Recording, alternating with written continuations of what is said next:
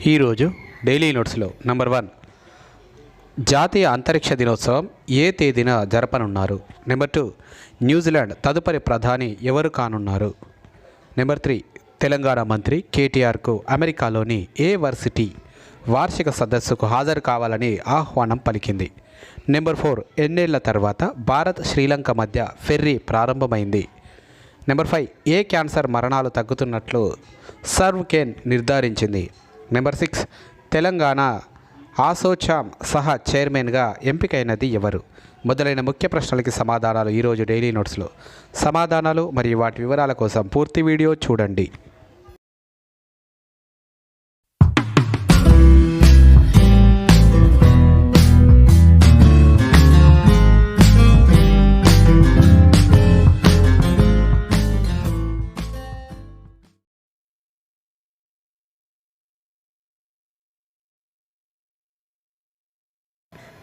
Hi friends, daily notes current అఫైర్స్కి స్వాగతం. 15 October 2023 నాటి కరెంట్ అఫైర్స్ నిన్నటి విషయాలతో. డైలీ నోట్స్లో పేజీ నెంబర్ 1. ఆగస్టు 23 జాతీయ అంతరిక్ష దినోత్సవం. చంద్రయాన్-3 విజయానికి గుర్తుగా ఇక మీదట ప్రతి ఏడాది ఆగస్టు 23ను జాతీయ అంతరిక్ష దినోత్సవం నేషనల్ స్పేస్ డేగా పాటించాలని కేంద్ర ప్రభుత్వం నిర్ణయించింది. ఈ మేరకు నోటిఫికేషన్ జారీ చేసింది. ఆగస్టు 23న విక్రమ్ ల్యాండర్ ప్రజ్ఞాన్ రోవర్ జాబిల్లి దక్షిణ ధృవంపై విజయవంతంగా దిగినందుకు గుర్తుగా ఆ రోజును జాతీయ అంతరిక్ష దినోత్సవంగా పాటించాలని నిర్ణయించినట్లు పేర్కొంది. ఈ చారిత్రక ఘట్టం వల్ల రానున్న రోజుల్లో మానవాళికి ఎంతో ప్రయోజనం కలగనుందని కేంద్ర ప్రభుత్వం పేర్కొంది. అంతరిక్ష ప్రయోగాల్లో దేశం సాధించిన అరుదైన మైలురాయిగా దీన్ని అభివర్ణించింది. ఇది యువతను సైన్స్, టెక్నాలజీ, ఇంజనీరింగ్ వైపు ఆకర్షించి అంతరిక్ష రంగానికి మరింత ఊతమిస్తుందని కేంద్ర ప్రభుత్వానికి చెందిన అంతరిక్ష విభాగం అభిప్రాయపడింది. ఇక్కడ మనం గుర్తుంచుకోవాలి, చంద్రయాన్-3 విజయానికి గుర్తుగా ఆగస్టు 23న ఇక నుంచి అంతరిక్ష దినోత్సవం, జాతీయ అంతరిక్ష దినోత్సవం లేదా నేషనల్ స్పేస్ డేగా పాటించాలని కేంద్ర ప్రభుత్వం నిర్ణయించింది. దీనికి కారణం ఆగస్టు 23ననే విక్రమ్ ల్యాండర్ ప్రజ్ఞాన్ రోవర్ జాబిల్లి దక్షిణ ధృవంపై విజయవంతంగా దిగినందుకు గుర్తుగా ఆగస్టు 23ను జాతీయ అంతరిక్ష దినోత్సవం లేదా నేషనల్ స్పేస్ డేగా జరపాలని కేంద్ర ప్రభుత్వం నిర్ణయించింది. Page number 2. న్యూజిలాండ్ తదుపరి ప్రధాని క్రిస్టఫర్ లుక్సాన్ ఎన్నికల్లో నేషనల్ పార్టీకి 40% ఓట్లు. న్యూజిలాండ్ ఎన్నికల్లో నేషనల్ పార్టీ విజయకేతనం ఎగురవేసింది. శనివారం చేపట్టిన కౌంటింగ్లో 40%కు పైగా ఓట్లు సాధించి దూసుకుపోతుంది. అధికార లేబర్ పార్టీకి 25% ఓట్లు మాత్రమే వచ్చాయి. దీంతో నేషనల్ పార్టీ నేత, మాజీ వ్యాపారవేత్త క్రిస్టఫర్ లుక్సాన్ ప్రధాని పదవిని చేపట్టబోతున్నారు. యాక్ట్ పార్టీతో కలిసి ఆయన నూతన ప్రభుత్వాన్ని ఏర్పాటు చేయనున్నట్లు తెలుస్తుంది. ఎన్నికల్లో గెలిచిన అనంతరం క్రిస్టఫర్ లుక్సాన్ అక్లాండ్లో నిర్వహించిన కార్యక్రమంలో తన మద్దతుదారుల కేరింతల మధ్య కుటుంబంతో కలిసి వేదికపైకి వచ్చి ప్రసంగించారు. వీరంతా మార్పునకు ఓటు వేశారని, అందుకు ధన్యవాదాలని పేర్కొన్నారు. ఈ ఫలితాలను ఊహించలేదని ప్రస్తుత ప్రధాని క్రిస్ హిప్కిన్స్ పేర్కొన్నారు. క్రిస్టఫర్ లుకాన్స్ రాజకీయ ప్రవేశం చేసి 4 ఏళ్లయింది. ఇంత తక్కువ కాలంలోనే ఆయన ప్రధాని పీఠాన్ని అధిరోహించడం విశేషం. అంతకుముందు ఆయన న్యూజిలాండ్ ప్రభుత్వ ఆధ్వర్యంలోని విమానయాన సంస్థ ఎయిర్ న్యూజిలాండ్ సీఈఓగా 7 ఏళ్ల పాటు బాధ్యతలు నిర్వర్తించారు. ఇక్కడ మనం గుర్తుంచుకోవాలి, న్యూజిలాండ్ ఎన్నికల్లో నేషనల్ పార్టీ విజయాన్ని సాధించింది. 40%కు పైగా ఓట్లు సాధించడం జరిగింది. తర్వాత న్యూజిలాండ్కి తదుపరి ప్రధానిగా క్రిస్టఫర్ లుక్సాన్ న్యూజిలాండ్ ప్రధానిగా ఎన్నిక కానున్నారు. ప్రస్తుత ఫలితాలను ఊహించలేదని ప్రస్తుత ప్రధాని క్రిస్ హిప్కిన్స్ పేర్కొనడం జరిగింది. Page number 3. కేటీఆర్కు హార్వర్డ్ విశ్వవిద్యాలయ ఆహ్వానం. అమెరికాలోని ప్రసిద్ధ విశ్వవిద్యాలయం హార్వర్డ్ వచ్చే ఫిబ్రవరి 18న బోస్టన్లో నిర్వహించనున్న 21వ హార్వర్డ్ ఇండియా వార్షిక సదస్సుకు హాజరు కావాలని బారాస కార్యనిర్వాహక అధ్యక్షుడు తెలంగాణ మంత్రి కేటీఆర్కు ఆహ్వానం అందింది. వాణిజ్య, ఆర్థిక, సాంస్కృతిక రంగాల్లో ఉజ్వల భారత్ అంశంపై ప్రసంగించాలని నిర్వాహకులు కోరారు. తెలంగాణ సర్వతముఖాభివృద్ధి పెట్టుబడులకు గమ్యస్థానంగా మార్చడంలో వీరు అసాధారణ సామర్థ్యం ప్రదర్శించారని మీ విజయ గాథలను సదస్సులో తెలియజేయాలని ఆహ్వాన లేఖలో పేర్కొన్నారు.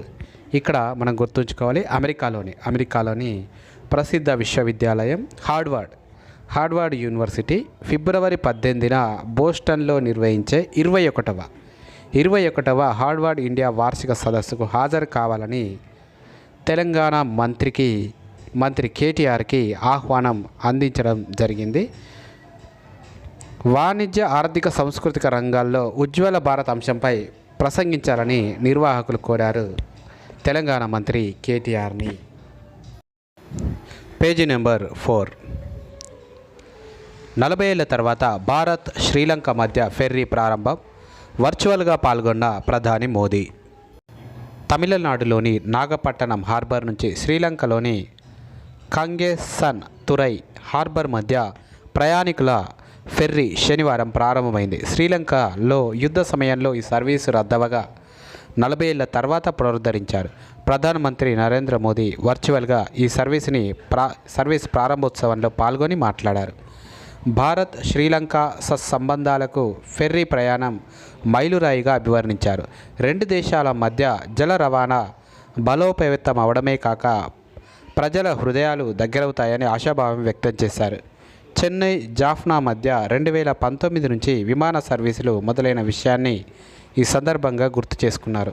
రవాణాతో పాటు ఫిన్టెక్, విద్యుత్ రంగాల్లో శ్రీలంకతో కలిసి ముందుకెళ్లనున్నట్లు ప్రకటించారు. యూపీఐ, లంకాపే అనుసంధానంపై రెండు ప్రభుత్వాలు ప్రయత్నాలు చేస్తున్నట్లు తెలిపారు. నాగపట్టణంలో కేంద్ర మంత్రి సర్బానంద సోనోవాల్, తమిళనాడు మంత్రి ఈవి వేలుతో కలిసి ఫెర్రీ ప్రారంభోత్సవంలో పాల్గొని జెండా ఊపి శ్రీలంకకు సాగనంపారు. ప్రయాణ దూరం 110 కిలోమీటర్లు కాగా 3:30 గంటల నుండి 4 గంటల సమయం పడుతుంది. ఒక్కొక్కరికి టికెట్ ధర జీఎస్టీతో కలిపి 7,670గా నిర్ణయించారు. సర్వీస్ ప్రారంభ నేపథ్యంలో శనివారం ఒక్కరోజు మాత్రం 75% రాయితీ ఇచ్చారు. ఇక్కడ మనం గుర్తుంచుకోవాలి, 40 ఏళ్ల తర్వాత భారత్ శ్రీలంక మధ్య ఫెర్రీ ప్రారంభం కావడం అనేది జరిగింది. తమిళనాడులోని నాగపట్టణం హార్బర్ నుంచి శ్రీలంకలోని కాంగేసన్ తురై హార్బర్ వరకు ఈ ఫెర్రీ ప్రయాణించనుంది. 40 ఏళ్ల తర్వాత ఈ ఫెర్రీ అనేది ప్రారంభం కావడం జరిగింది. ఈ రెండు ప్రాంతాల మధ్య దూరం 110 కిలోమీటర్లు కాగా 3:30-4 గంటల సమయం పడుతుంది. అయితే ఒక్కొక్కరికి టికెట్ ద్వారా 7,670 రూపాయలుగా నిర్ణయించడం జరిగింది. ఈ ఫెర్రీకి భారత్ శ్రీలంక మధ్య 40 ఏళ్ల తర్వాత ఈ ఫెర్రీ ప్రారంభమైంది. ప్రధాని నరేంద్ర మోదీ వర్చువల్గా పాల్గొని దీన్ని ప్రారంభించడం అనేది జరిగింది. Page number 5. తగ్గుతున్న సెర్వికల్ క్యాన్సర్ మరణాలు. గర్భాశయ ముఖద్వార క్యాన్సర్ను సకాలంలో గుర్తించి సత్వర చికిత్స ప్రారంభిస్తే మంచి ఫలితం ఉంటుంది. అలాంటి వసతులున్న ప్రాంతాల్లో మహిళలు ఈ వ్యాధి బారిన పడిన కోలుకొని ప్రాణాలు కాపాడుకోగలుగుతున్నారు. రోగ నిర్ధారణ, చికిత్స వసతులు లేని చోట్ల ఈ క్యాన్సర్ మరణాలు తగ్గడం లేదు. 2012-15 మధ్య ఈ క్యాన్సర్ పాలిట పడిన మహిళల్లో 52% మంది బతికి బయటపడినట్లు సర్వికేన్ నిర్ధారించింది. మునుపటి సర్వేలో ఈ జాతీయ సగటు 46% మాత్రమే. భారతదేశంలోని వివిధ ప్రాంతాల్లో నిర్వహించే జనాభాపరమైన క్యాన్సర్ గణాంక పట్టికల ప్రకారం తేలిన అంశం ఇది. భారతదేశంలో 2020లో ప్రతి 1,00,000 మంది మహిళల్లో 10.9 మంది సెర్వికల్ క్యాన్సర్ బారిన పడ్డారు. మహిళలకు వచ్చే క్యాన్సర్లో దీనిది 2వ స్థానం. పటిష్ట రోగ నిర్ధారణ, చికిత్స వసతులున్న అహ్మదాబాద్ పట్టణ పీబీసీఆర్ పరిధిలో అత్యధికంగా 61.5% మంది సెర్వికల్ క్యాన్సర్ నుంచి బయటపడ్డారు. తదుపరి స్థానాల్లో కేరళలోని తిరువనంతపురం 58.8%, కొల్లం 56.1% పీబీసీఆర్లు ఉన్నాయి. సరైన వసతులు లేని ఈశాన్య భారతంలో మాత్రం పెద్దగా మెరుగుదల లేదు. ఇక్కడ మనకు గుర్తుంచుకోవాలి, గర్భాశయ లేదా సెర్వికల్ క్యాన్సర్ను సకాలంలో గుర్తించి చికిత్స ప్రారంభించడం వల్ల మరణాలు తగ్గినట్లుగా సర్వికేన్ నిర్ధారించడం జరిగింది. మొత్తం 2012-15 మధ్య మహిళల్లో 52% మంది ఈ సెర్వికల్ బారిన పడి బతికినట్లు సర్వికేన్ నిర్ధారించడం జరిగింది. అత్యధికంగా అహ్మదాబాద్ పట్టణ పీబీసీఆర్ పరిధిలో 61.5% మంది సెర్వికల్ క్యాన్సర్ నుంచి బయటపడ్డారు. అదేవిధంగా ఈశాన్య భారత్లో మాత్రం పెద్దగా మెరుగుదల లేదని చెప్పి సర్వికెన్ నిర్ధారించడం జరిగింది. Page number 6. అసోచామ్ తెలంగాణ సహా చైర్మన్గా శ్రీధర్ పిన్నపురెడ్డి. అసోచామ్ తెలంగాణ రాష్ట్ర అభివృద్ధి కౌన్సిల్ సహ చైర్మన్గా శ్రీధర్ పిన్నపురెడ్డి ఎంపికయ్యారు. డేటా కేంద్రాలు నిర్వహించే control yes data centres cloud 4C వ్యవస్థాపకులు CEO అయిన శ్రీధర్ 2023-24 ఏడాదికి బాధ్యతలు నిర్వర్తిస్తారు. గతంలో the Indus entrepreneur TiE global summit చాప్టర్కు అధ్యక్షుడు, చైర్పర్సన్గా సేవలందించారు. ఈ సందర్భంగా శనివారం అసోచామ్ తెలంగాణ విభాగం నిర్వహించిన తొలి కౌన్సిల్ సమావేశంలో అసోచామ్ తెలంగాణ రాష్ట్ర అభివృద్ధి మండలి చైర్మన్ కటారు రవికుమార్ రెడ్డి మాట్లాడుతూ ప్రధాన పరిశ్రమల్లోని అవకాశాలను అన్వేషించేందుకు ప్రభుత్వాలతో కలిసి పనిచేస్తామని పేర్కొన్నారు. ఇక్కడ మనం గుర్తుంచుకోవాలి, అసోచామ్ తెలంగాణ రాష్ట్ర అభివృద్ధి కౌన్సిల్ సహ చైర్మన్గా ఎంపికయ్యారు శ్రీధర్ పిన్నపురెడ్డి. 2023-24 ఏడాదికి గాను ఈయనను నియమించడం అనేది జరిగింది. ఈరోజు ప్రశ్నలు జవాబులు. నంబర్ 1, జాతీయ అంతరిక్ష దినోత్సవం ఏ తేదీన జరపనున్నారు? దీనికి సమాధానం ఆగస్టు 23. నెంబర్ 2, న్యూజిలాండ్ తదుపరి ప్రధాని ఎవరు కానున్నారు? దీనికి సమాధానం క్రిస్టఫర్ లూకాన్స్. నెంబర్ 3, తెలంగాణ మంత్రి కేటీఆర్కు అమెరికాలోని ఏ వర్సిటీ వార్షిక సదస్సుకు హాజరు కావాలని ఆహ్వానం పలికింది? దీనికి సమాధానం హార్వర్డ్ విశ్వవిద్యాలయం. నెంబర్ 4, ఎన్నేళ్ల తర్వాత భారత్ శ్రీలంక మధ్య ఫెర్రీ ప్రారంభమైంది? దీనికి సమాధానం 40 ఏళ్ల తర్వాత. నెంబర్ 5, ఏ క్యాన్సర్ మరణాలు తగ్గుతున్నట్లు సర్వికెన్ నిర్ధారించింది? దీనికి సమాధానం cervical cancer. Number 6, Telangana ASSOCHAM సహ చైర్మన్గా ఎంపికైనది ఎవరు? దీనికి సమాధానం శ్రీధర్ పిన్నపురెడ్డి.